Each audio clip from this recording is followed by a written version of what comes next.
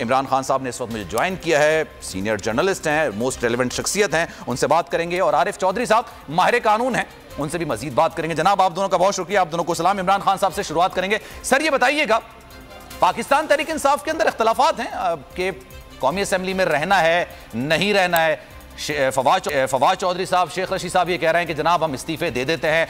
शाह महमूद कुरैशी साहब ये कहते हैं नहीं भाई इस्तीफे नहीं देने। देखें, इख्तलाफात सारी पॉलिटिकल पार्टीज के अंदर होते हैं और इसी तरह पाकिस्तान तहरीक इंसाफ में भी इख्तलाफात होंगे।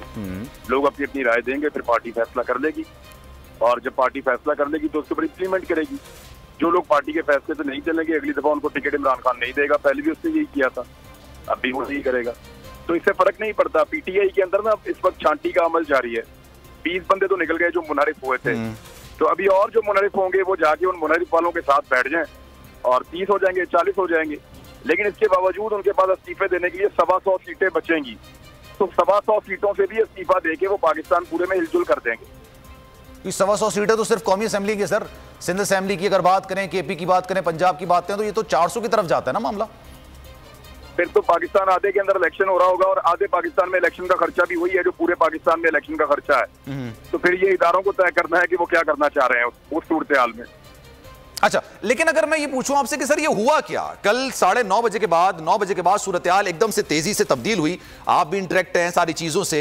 ये 9 बजे तक तो वजीर आज़म इमरान खान साहब कह रहे थे कि जनाब कुछ नहीं होने जा रहा, ना मैं इस्तीफा दूंगा, और वोटिंग भी बज़ाहिर देखने में नजर नहीं आ रही थी। सूरत-ए-हाल बदली कैसे? देखिए, बीबीसी की स्टोरी को बाय करने की कोई जरूरत नहीं है कि वो आर्मी चीफ को इमरान नहीं सर, मैं आपका मौक़िफ़ जानना चाह रहा हूँ। नहीं, मैं आपको बता देता हूँ वैसे ही कि ये खबर आई थी कि आर्मी चीफ को इमरान खान निकाल रहे थे, फिर वहां पे एक हेलीकॉप्टर आया, फिर बंदों ने इमरान खान साहब को मारा भी, फिजिकल भी हुए। ये सारी झूठी खबरें, क्योंकि 8 बजे से लेकर रात 12:30 बजे तक हम सहाफी वहां पे मौजूद थे। 10 के करीब सहाफी थे और पहली मरतबा ऐसा हुआ वज़ीर आज़म हाउस में, हमें मोबाइल फोन ले जाने पे मना नहीं था, हमें किसी किस्म की ममानियत नहीं थी कि आपने इस एरिया में रुकना है, बल्कि हम फ्रीली पूरे प्राइम मिनिस्टर हाउस में हम लोग सहाफी मूव कर रहे थे। और हम प्राइम मिनिस्टर से हमारी तकरीबन डबल मुलाकात हुई है, हमने उनको जाते हुए भी देखा है और कोई इस तरह की चीज नहीं हुई। जो चीजें रिपोर्ट हुई वो सारी गलत है, ISPR ने ठीक कहा है।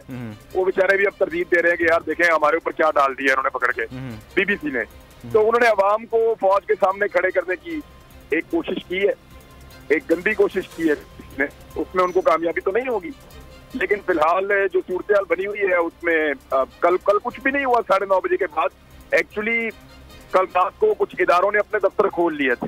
अच्छा। और वो इदारे दोबारा दबाव डाल रहे थे और स्पीकर को इस बात का खतरा पैदा हो गया था कि वो नाअहल हो जाएंगे और आइंदा सियासत नहीं कर पाएंगे अपनी लाइफ में। तो उन्होंने कहा जी मुझे नाअहल करवा देंगे अगर मैंने वोटिंग ना करवाई तो।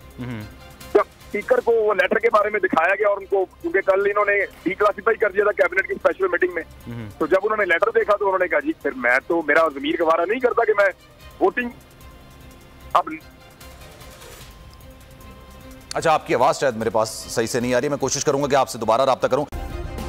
सब्सक्राइब करें और बेल दबाएं ताकि कोई खबर रह न जाए।